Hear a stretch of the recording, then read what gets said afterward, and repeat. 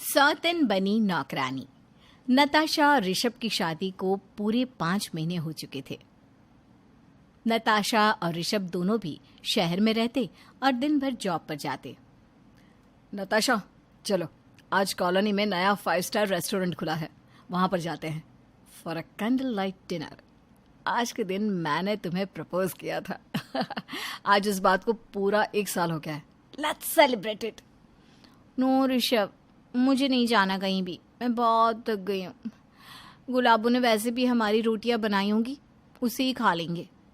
लेकिन नताशा, वो एक रूफटॉप रेस्टोरेंट है, वहां से पूरा शहर दिखेगा, मुंबई की नाइट स्काईलाइन। नताशा प्लीज, मुझे तुम्हारे साथ उस पल को जीना है। चलो ना नताशा। तब तो मैं भी गया हूँ, लेकिन फिर भी मेरे लिए तुम सबसे ज्यादा इंपॉर्टेंट हो, और आज का दिन भी। नहीं ऋषभ, मैंने कहा ना, मेरा मूड नहीं है, so please just shut up. हाथ मुंह धो लो और खुद अपना खाना प्लेट और कटोरी में परोस कर खा लेना। नताशा इतना कहकर अपने कमरे में चली जाती है। ऋषभ उदास हो जाता है। नताशा ऐसे ही ऋषभ को वक्त नहीं दे पाती और ना ही वो उसे महत्व देती। उनके घर पर नौकरानी गुलाबो आया करती। गुलाबो पूरे घर की साफ सफाई करती और खाना बनाती। अपनी बीवी से जब उसे प्यार नहीं मिलता, तब ऋषभ गुलाबो के साथ फ्लर्ट करके नताशा को जलाने का आइडिया अपनाता है। गुलाबो, वैसे तुम आज बड़ी सुंदर लग रही हो इस साड़ी में, और ये तुम्हारे बालों पर लगा हुआ गजरा, हाँ, इसकी भी बहुत अच्छी महक है। हर औरत को तुम्हारी तरह गजरा लगाना चाहिए। हाय रब्बा, धन्यवाद ऋषभ साहब। पर हमारी नताशा का ध्यान लैपटॉप में काम करने पर होता है। वो गुलाबो और ऋषभ की आवाज सुन रही होती है, लेकिन कुछ रिएक्ट नहीं करती। अच्छा सुनो गुलाबो, तुम रोज घर के लिए सब्जियां खुद लाती हो ना? आज मैं भी तुम्हारे साथ चलूंगा, फिर हम वो बाजार की मूंगफली भी खाएंगे, क्या? हाय रब्बा, ओके साहब जी। तभी नताशा कहती है, कोई जरूरत नहीं है सब्जी लाने की, घर में ऑलरेडी है इतनी सारी सब्जियां फ्रिज में। पहले उन्हें ठूसो, फिर नई सब्जियां लाओ। And for your kind information, हमारी बालकनी में कोई जादुई पैसों का पेड़ नहीं लगा है। और ओ गुलाबो, जाओ जाकर मेरी कॉफी लाओ और ज्यादा टाइम पास मत करो, समझी? ठीक है मैडम जी। 1% की ही सही, लेकिन इसे मुझे दूसरी औरत के साथ इतनी मीठी बातें करते देखकर जलन तो हुई है। अभी तो बस शुरुआत है मैडम, आगे आगे देखो, तुम्हें ऐसे ही जला जला कर इतना जलकट्टू बना दूंगा कि तब जाकर तुम्हें मेरी इम्पोर्टेंस पता चलेगी। ऋषभ अब रोजाना ही गुलाबो से झूठ मूठ का करीब आने लगता है, लेकिन उसे क्या पता कि नौकरानी गुलाबो तो सीरियस होती जा रही है और उससे ऐसा लग रहा है कि सच में ऋषभ उसे इतना प्यार देने लग गया है। गुलाबो उसके लिए खाना बनाती और अपने हाथों से खिलाती। ये लीजिए साहब, खाइए, आपकी पसंदीदा कचौड़ियाँ। और मुंह में ठूसोगी इतना? बस बस बस। बहुत स्वादिष्ट बने हैं। नताशा उन दोनों को इस तरह देख लेती है और उसे गुस्सा आ जाता है। ये गुलाबो, इसकी तो। वहीं गुलाबो अब ऋषभ का फायदा उठाने की पूरी प्लानिंग में होती है। मैं जानती हूँ कि ऋषभ साहब के दिमाग में क्या चल रहा है और वो मेरे साथ इस तरह से अचानक से क्यों ऐसा बर्ताव कर रहे हैं, लेकिन मैं भी कम नहीं हूँ। इस तमाशे का पूरा पूरा फायदा उठाऊंगी मैं तो। फिर एक रोज गुलाबो सच धज कर ऋषभ के पास आती है। ऋषभ साहब, आपने कहा था ना आप मुझे पैसे दोगे, क्योंकि आज मुझे अपनी सहेलियों के साथ घूमने जाना है और शॉपिंग भी तो करनी है ना, इसलिए। ओह हाँ हाँ, ये लो, ये पैसे ले लो। हाय रब्बा, इतने सारे पैसे! इतनी तो मेरी तनख्वाह भी नहीं है साहब जी। Thank you thank you. Gulabo Rishabh के गले लगती है और फिर चली जाती है। इस सब से नताशा को और भी ज्यादा गुस्सा आता है, लेकिन वो इस बार भी कुछ नहीं बोलती। धीरे धीरे गुलाबो का ड्रामा इतना बढ़ जाता है कि वो अब ऋषभ को रीशु कहकर प्यार से पुकारने लगती है। रीशु, ये लीजिए आपकी बर्फ वाली कॉफी। कॉफी पाउडर, दूध, चीनी, बर्फ और ढेर सारा प्यार डालकर बनाई है। पीछे और बताइए, घटिया बनी है या बढ़िया? यम्मी, जबरदस्त बनी है ये कोल्ड कॉफी। इतनी अच्छी कोल्ड कॉफी तो आज तक किसी ने नहीं बनाई होगी गुलाबो।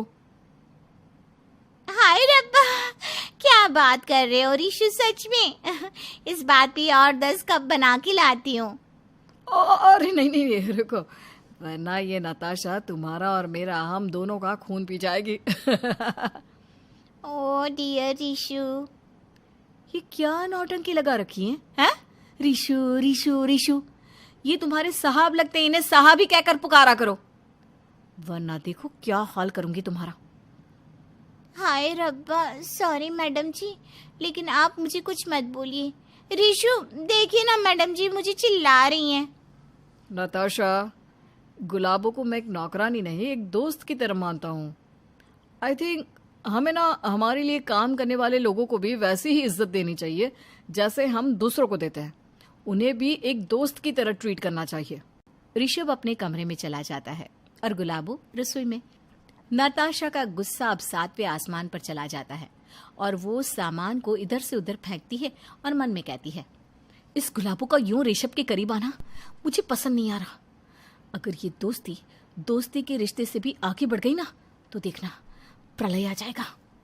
फिर अगली सुबह घर की डोरबेल बजती है और जब ऋषभ और नताशा दरवाजा खोलते हैं तब वहां दरवाजे पर गुलाबो अपना सूटकेस लेकर खड़ी होती है और भावुक होने का नाटक करते हुए ऋषभ के गले पड़ती है और रोती है।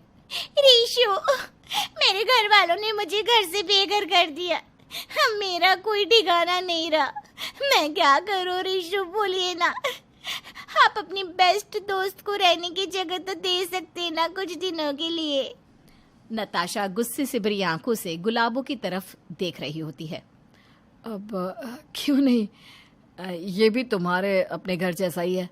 तुम यहाँ पर जितने दिन चाहो उतने दिन रुक सकती हो, कोई एतराज नहीं है उसमें, ना मुझे ना नताशा को। हाय रब्बा, thank you thank you.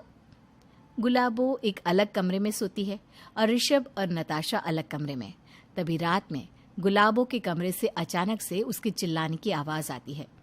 Rishabh और नताशा दोनों भी भागे दौड़े गुलाबो के पास जाते हैं। गुलाबो, क्या हुआ गुलाबो, तुम ठीक तो हो? चिल्लाई क्यों? ऋषु, मुझे ना इतने बड़े कमरे में अकेले सोने की आदत नहीं। मुझे बहुत डर लग रहा है। क्या आप यहाँ पर मेरे पास सोने आ सकते हो?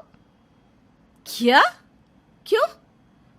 तुम्हारे ऋषु की जगह मैं आ जाती हूँ ना, क्या प्रॉब्लम है?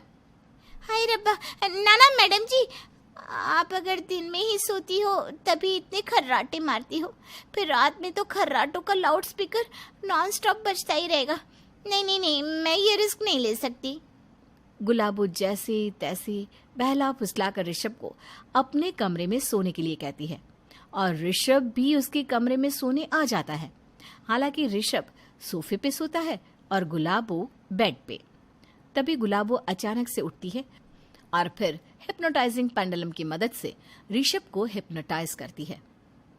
डियर ऋषु, ये लो, इन जायदाद के पेपर्स पर साइन करो और अपनी तिजोरी की लॉक का पासवर्ड बताओ और अपना क्रेडिट कार्ड और सारा सोना भी दे दो मुझे चुपचाप। ठीक है, जैसा तुम कहो गुलाबो।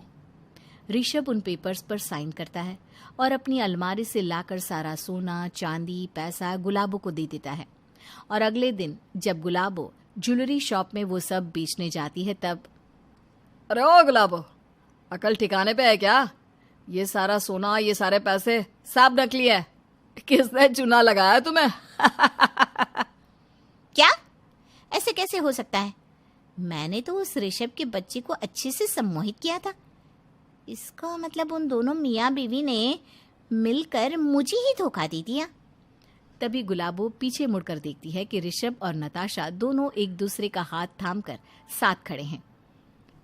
जाने अनजाने में मैं तुमसे फ्लर्ट करने लगा, नताशा को जलाने के लिए और उसे मेरे प्यार का एहसास अपने मन में दिलाने के लिए, लेकिन तुमने तो उस चीज का फायदा अपने लालच से तोल लिया।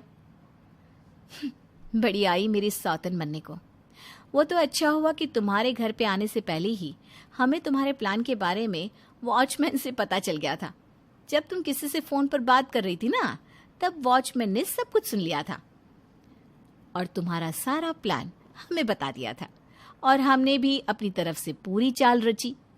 लेकिन थैंक्स टू यू, तुम्हारी वजह से ही मैं अपने पतिदेव के प्रति अपना खोया हुआ प्यार वापस पा सकी। ऋषभ और नताशा वहां से चले जाते हैं और गुलाबो अपना सर पटकते रह जाती है। वाइफी, अब तो चलोगे ना उस रूफटॉप रेस्टोरेंट में? ऑफ कोर्स हबी। दोनों कैंडल लाइट डिनर के लिए जाते हैं और दोनों एक दूसरे से पहले से भी और ज्यादा प्यार करने लग जाते हैं।